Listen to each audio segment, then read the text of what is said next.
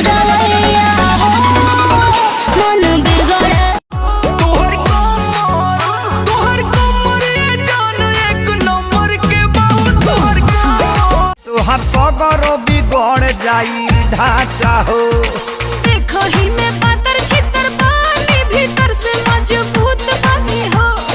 प्यार के सवाद लेला राजा हम रसगर फ्रूट बनी। अरे चलीला डगरिया तो लप लप लप के चाहेला सब मुझसे चप चप चप के। चुंबक खाऊ लइका खा डाल देख के चौकरे। कमर हकी कमर हकी कमर हकी कमर हकी कमर हकी चिपकली जैसे चिपक दीवार से वही चिपक जा तू अपन भतार से। दिन पनहर से अइलू हकार से रात भर मजा जलेबे दो तू प्यार से। एहो गलमुआ कमाल करिले मारी के मुस्की निहाल करिले। हीरो रोता चुमा चाही राजा जी कौन हाल के तैयार जब मारी उठलानी होठवा से टपके हो। पिया पतर का हो पिया पतर का हके कुराने में चपके हो। पकड़ वाली जानू मारे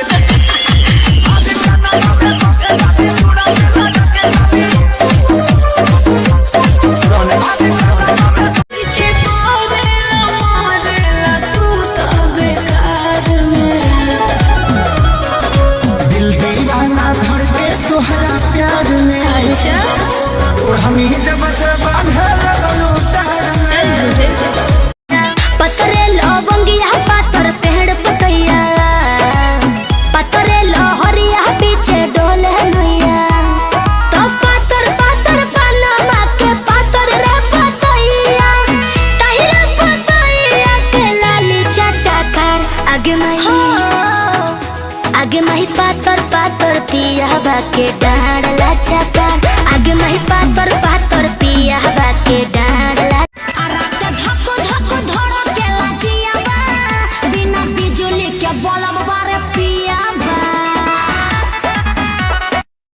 बात हुई हो आई बस मार के महुआ बा सुखी पी के सिगरेट फेंक धुआं वाला फुहा। न हमर महंगा कि बेरी बेरी कमर। आज बती यही बा कल से पटही बा लइकी नई जान तो हर मम्मी कसम कहो में के ना होई। सिक्स पैक लहू की तलब तू हीरो। हमरा के बुझत का बारू तू जीरो। सर करी धीमे धीम राजा जी पेटो निकले जो वहीं कॉलेज। कल शाम कुछ करो इंतजाम हो दही में दम रही तबे लड़ी गाड़ी।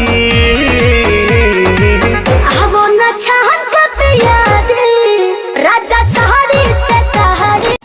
ऐसे देखे लगा आँख फाड़ के अपना आँखी से चश्मा उतार के।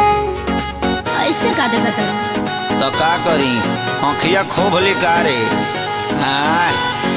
हरियाणा हरियाणा चूड़िया ये जीजा हमारो के ले आई हा।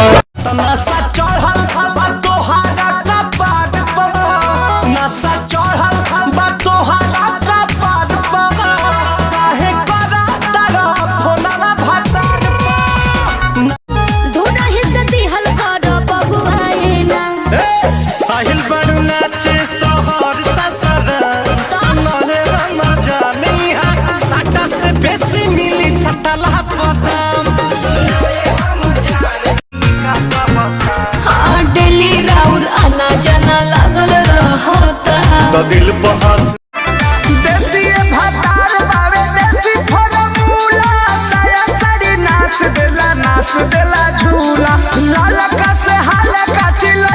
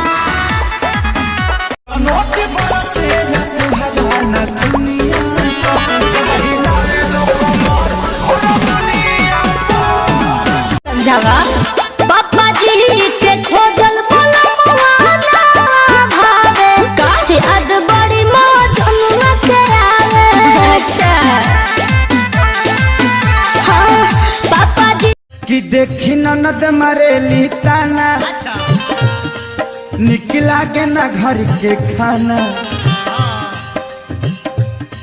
तहरा त बुझाता न राजा कैसे रहेली घर में जनाना ए ततहु से शादी करके हम ता पछतात बानी हो कि तुहसे शादी करके हम ता पछतात बानी हो पापा के बोला के नैहर जात बानी हो ए राजा